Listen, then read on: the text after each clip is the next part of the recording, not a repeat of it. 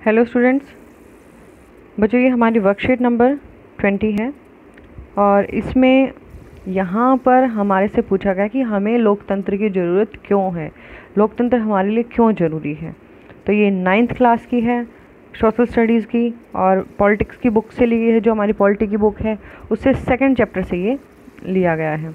यहाँ पर स्टूडेंट्स को अपना नाम लिखना है, यहाँ अपने क्लास टीचर का नाम लिखना है। और जो हमारी वर्कशीट है इसकी डेट है 20 अगस्त।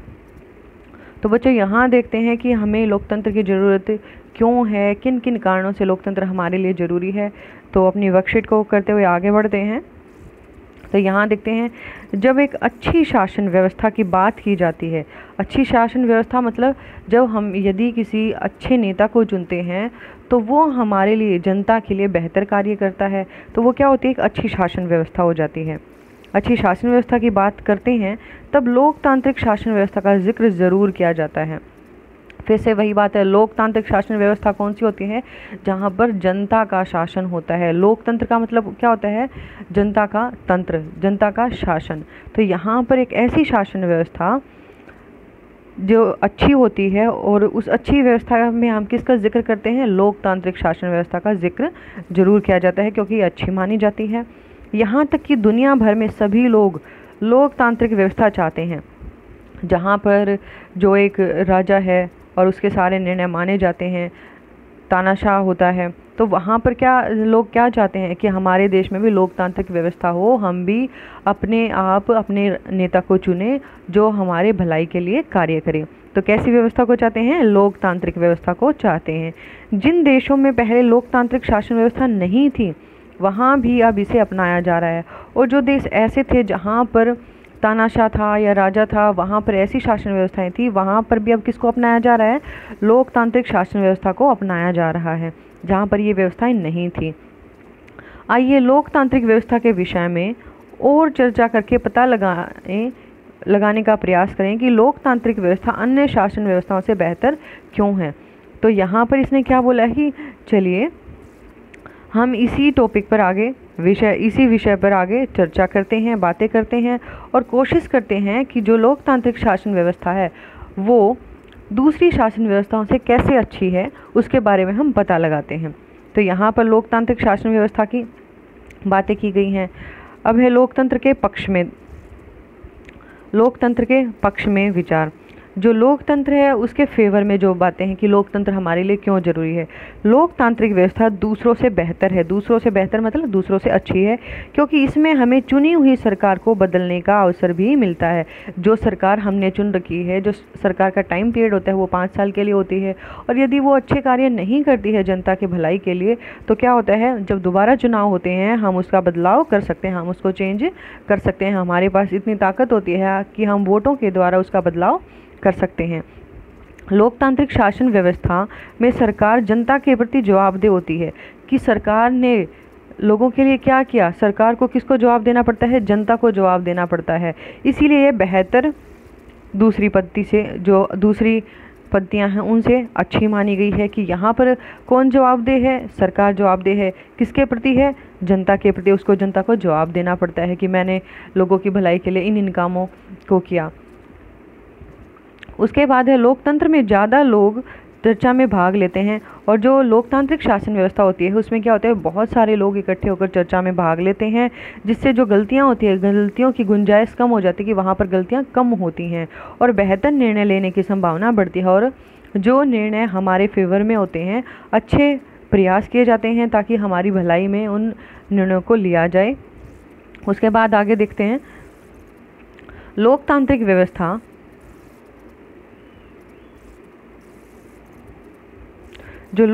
व्यवस्था है वो समानता, न्याय, स्वतंत्रता आदि मूल्यों के द्वारा नागरिकों को सम्मान बढ़ाती है। जो लोकतांत्रिक शासन व्यवस्था उसमें सभी को समान माना जाता है, सभी को न्याय मिलता है, सभी लोग स्वतंत्र होते हैं। ये नहीं होता है कि कोई किसी को न्याय नहीं मिल रहा है। यहाँ पर सभी लोग अपने लिए न्याय के लिए कोर्ट में जा सकते हैं, अपील कर सकते हैं। इन्हीं मूल्यों के कारण ही यहाँ पर नागरिकों का सम्मान बढ़ जाता है, लोग अपने आप को कम महसूस नहीं करते हैं। भारत की विविधता वाले देशों में लोकतंत्र ही एकजुटता बनाए हुए है। विविधता का मतलब है कि भारत ज़मीन के आधार पर, भाषा के आधार पर, रहन सहन के आधार पर हमारे अंदर क्या है, भारत में विविधताएं भरी पड़ी हैं। आप हरियाणा से लेके, जम्मू कश्मीर से लेके और कन्याकुमारी तक देखोगे, कहीं पर भी क्या है, जम्मू कश्मीर के लोगों की अलग बोली होती है, दिल्ली वालों की अलग होती है, हिंदी में बात करते हैं, पंजाब वालों की अलग होती है, और दक्षिण में जैसे जाते हैं तो कन्नड़, मलयालम, तमिल, तेलुगु, ये सारी भाषाएं होती हैं। लेकिन फिर भी क्या है, भारत एक देश है। तो ये लोकतंत्र ही है जो हमें एकजुट बनाए हुए, हम सभी को एक बनाए हुए है। लोकतंत्र मतभेदों, जो लोगों के मत होते हैं, विचार होते हैं, उनके अंदर अलग अलग विचार पाए जाते हैं। मतभेद का मतलब है कि लोगों के जो विचार होते हैं वो अलग अलग होते हैं, और टकरावों को संभालने का तरीका उपलब्ध करवाती है, और जो टकरावट आती हैं हमारे सामने शासन को अच्छे से चलाने के लिए, उनको संभाल लेती है। अब है लोकतंत्र के खिलाफ कुछ तर्क। ये थे हमारे पक्ष में तर्क कि जो लोकतंत्र है वो कैसे हमारे लिए अच्छे है। अब लोकतंत्र में क्या कमियां बताई गई हैं, उनको हमें देखना है।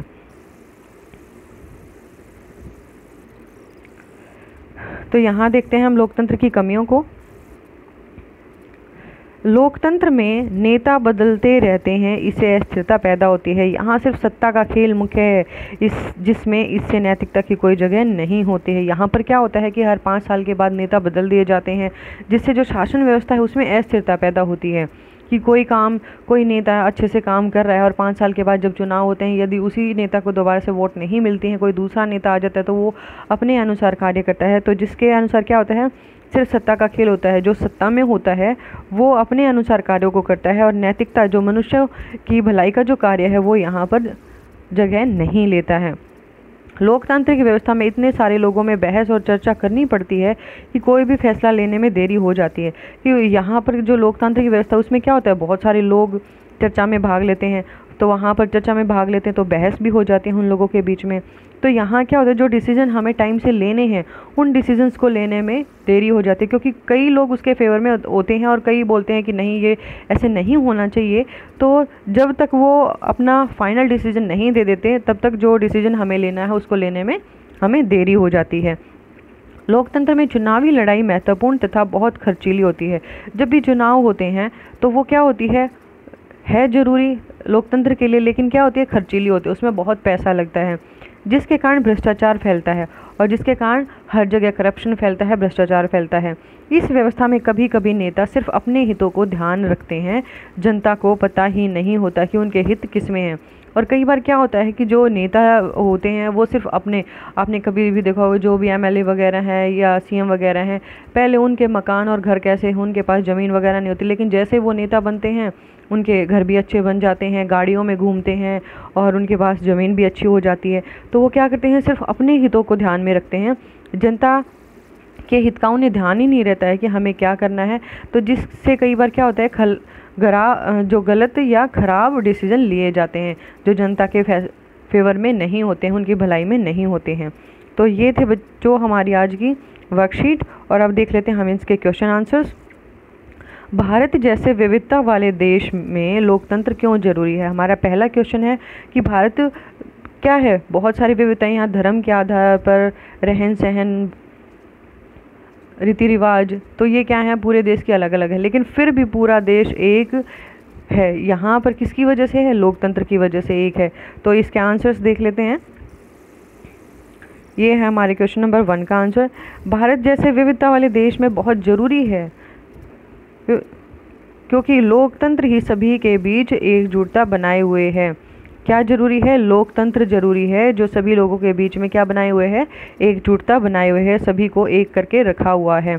उसके बाद क्वेश्चन नंबर 2 का आंसर, आपके अनुसार लोकतांत्रिक शासन व्यवस्था में क्या क्या कमियां हैं। जो लोकतांत्रिक शासन व्यवस्था है उसमें क्या क्या कमियां हैं, जिसके कारण लोकतांत्रिक शासन व्यवस्था को हम अच्छा नहीं मानते हैं, उनको देखना है। क्वेश्चन नंबर 2, इसका आंसर है जो लोकतांत्रिक शासन व्यवस्था है उसकी कमियां, ये यहाँ पर उसकी कमियां बताई गई हैं। क्वेश्चन नंबर 2 का आंसर है शासन व्यवस्था में नेताओं के बदलने से अस्थिरता पैदा होती है, कि जो नेता अच्छे कार्य करते हैं 5 साल के बाद जब उनका टाइम पीरियड ख़त्म हो जाता है और जनता यदि उनके फेवर में वोट नहीं डालती है, तो वो क्या होता है, वो बदल जाते हैं, जिससे शासन व्यवस्था में अस्थिरता आती है। जो काम चल रहे हैं सुचारू रूप से वो रुक जाते हैं, और नैतिकता की कोई जगह नहीं होती है, और जहाँ लोगों की भलाई के लिए हम जो कार्य कर रहे हैं वो कई बार वहाँ से मिस हो जाती है। लोकतंत्र में इतने सारे लोगों से बहस और चर्चा करनी पड़ती है जिससे फैसले लेने में देरी हो जाती है। तो यहाँ पर क्या होता है कि बहुत सारे लोग चर्चा में भाग लेते तो उनके बीच में क्या होती है, बहस हो जाती है, और जिसके कारण जो डिसीजंस हमें लेने हैं टाइम पे, वो डिसीजन लेने में हमें क्या हो जाती है, देरी हो जाती है। चुनावी प्रक्रिया बहुत खर्चीली है, और जब भी चुनाव होते हैं तो वो प्रक्रिया क्या होती है, खर्चीली। उसमें बहुत सारे पैसे लगते हैं, महंगी प्रक्रिया है, जिससे भ्रष्टाचार फैलता है, करप्शन बढ़ता है। कई बार नेता सिर्फ अपने हितों को ध्यान में रखते हैं, कई बार जो नेता होते हैं वो सिर्फ अपने ही हितों को ध्यान में रखते हैं, जनता के लिए खराब या गलत फैसले लिए जाते हैं। तो कई बार क्या हो जाता है कि वो सिर्फ अपनी भलाई को देखते हैं, जनता के बारे में नहीं सोचते हैं, जिसके कारण से क्या होता है, जो डिसीजंस होते हैं वो या तो ख़राब लिए जाते हैं या गलत डिसीजंस लिए जाते हैं। किसके फेवर में, जनता के फेवर में। अब देखते हैं क्वेश्चन नंबर 3, लोकतांत्रिक शासन व्यवस्था के पक्ष में अपने तर्क दीजिए। जो लोकतांत्रिक शासन व्यवस्था है, अब आपको इसके फेवर में तर्क देने। यहाँ तो हमने इसकी कमियों की बात की है, और यहाँ इसकी अच्छाइयों के बारे में बताना है कि लोकतांत्रिक शासन व्यवस्था कैसे हमारे लिए अच्छी है। तो ये है हमारे क्वेश्चन नंबर 3 का आंसर। ये इसके पक्ष में तर्क है। लोकतांत्रिक व्यवस्था दूसरों से बेहतर है, दूसरों से मतलब अच्छी है, क्योंकि हमारे पास सरकार को बदलने का अवसर होता है। क्योंकि हर 5 साल के बाद जो चुनाव होते हैं उसमें क्या होता है, हमारे पास सरकार को बदलने का एक अच्छा अवसर होता है। लोकतांत्रिक व्यवस्था समानता, सभी को समान मानती है, सभी को न्याय दिलाती है, और सभी क्या है, स्वतंत्र हैं। यहाँ पर इन्हीं मूल्यों के द्वारा नागरिकों का सम्मान जो होता है वो बढ़ जाता है, नागरिकों का सम्मान बढ़ा देती है। सरकार जनता के प्रति जवाबदेह होती है। जो भी कार्य सरकार करती है उसको किसको जवाब देना होता है, जनता के प्रति जवाब देना पड़ता है। और जवाबदेह कौन होता है, सरकार होती है। किसके प्रति होती है, जनता के प्रति होती है। तो यहाँ गवर्नमेंट को जनता को जवाब देना होता है कि हमने आपकी भलाई में क्या क्या कार्य किए हैं। उसके बाद लोकतंत्र ही विविधता के बावजूद देश में एकजुटता बनाए हुए है। ये क्या है, हमारा देश बहुत सारी विविधताओं से भरा हुआ है, लेकिन इन विविधताओं के बावजूद भी सभी को एक करके रखा हुआ है। सभी एक देश के, हम भारतवासी। हम कभी भी जब इन बातों की ज़रूरत होती है कि हम कहाँ के हैं, क्या हैं, तो हम क्या हैं, भारतवासी हैं। यही एकजुटता हमारे लिए है। ज़्यादा लोग चर्चा में भाग लेते हैं, जिससे जो गलतियाँ होती हैं उनकी गुंजाइश कम हो जाती हैं। क्योंकि ज़्यादा लोग चर्चा में भाग लेंगे तो गलतियाँ क्या होंगी, जैसे एक आदमी एक सलाह देता है, दो सलाह देते हैं, तो बहुत सारे लोग अपनी अपनी एडवाइस देते हैं। जो अच्छी अच्छी बातें होती हैं उन सभी बातों को लोगों के लिए मान लिया जाता है, और बेहतर निर्णय, अच्छे निर्णय लेने की संभावना बढ़ जाती है। जो हमारी भलाई में जो निर्णय लिए जाते हैं उनके चांसेस बहुत बढ़ जाते हैं। लोकतंत्र मतभेदों और टकरावों को, जो मतभेद, लोगों के जो विचारों, अलग अलग विचार होते हैं और जो टकराहट होती है उनके विचारों में, उनको संभालने के लिए एक अच्छा तरीका उपलब्ध कराता है। कौन उपलब्ध कराता है, लोकतंत्र हमें उपलब्ध कराता है। उसके बाद हम देखते हैं क्वेश्चन नंबर 4, क्या आपको लगता है कि लोकतांत्रिक शासन व्यवस्था औरों से बेहतर शासन व्यवस्था है, स्पष्ट करें। तो यहाँ हमें बताना है कि जो लोकतांत्रिक शासन व्यवस्था वो दूसरी शासन व्यवस्थाओं से कैसे बेहतर है, कैसे अच्छी है, उसके बारे में हमें स्पष्ट करना है। तो देख लेते हैं क्वेश्चन नंबर 4 का आंसर। जी हाँ, लोकतांत्रिक शासन व्यवस्था औरों से बेहतर व्यवस्था है, क्योंकि इसमें हमें चुनी हुई सरकार को बदलने का अवसर भी मिलता है। क्योंकि जैसे जो दूसरी शासन व्यवस्थाएं हैं, जहाँ पर तानाशाह है या कोई राजा है, मान लो यदि कोई राजा है तो उस राजा के बाद कौन राजा बनता है, उसकी संतान राजा बनती है, और उसके बाद उसके जो पुत्र हैं उसकी संतान वहाँ राजा बन जाती है। तो वो वहाँ पर क्या होता है, पीढ़ी दर पीढ़ी चलता है। तानाशाह में क्या होता है कि जो शक्तिशाली है उसने अपना शासन किया, और उसके बाद यदि कोई दूसरा शक्तिशाली आता है तो वो अपना शासन करता है। लेकिन जो लोकतांत्रिक शासन व्यवस्था है ये हमें क्या बताती है कि यदि कोई हमारे फेवर में कार्य नहीं कर रहा है तो हमें क्या करना है, जब चुनाव दोबारा होते हैं तो हम सरकार को बदल सकते हैं, हम उसको वहाँ से हटा भी सकते हैं और दोबारा उसको जिता भी सकते हैं। तो बच्चों, ये थी हमारी आज की वर्कशीट। उम्मीद है आप सभी को अच्छे से समझ में आ गई होगी। यदि फिर भी कोई डाउट है तो आप मेरे से कमेंट सेक्शन में पूछ सकते हैं। Thanks for watching video.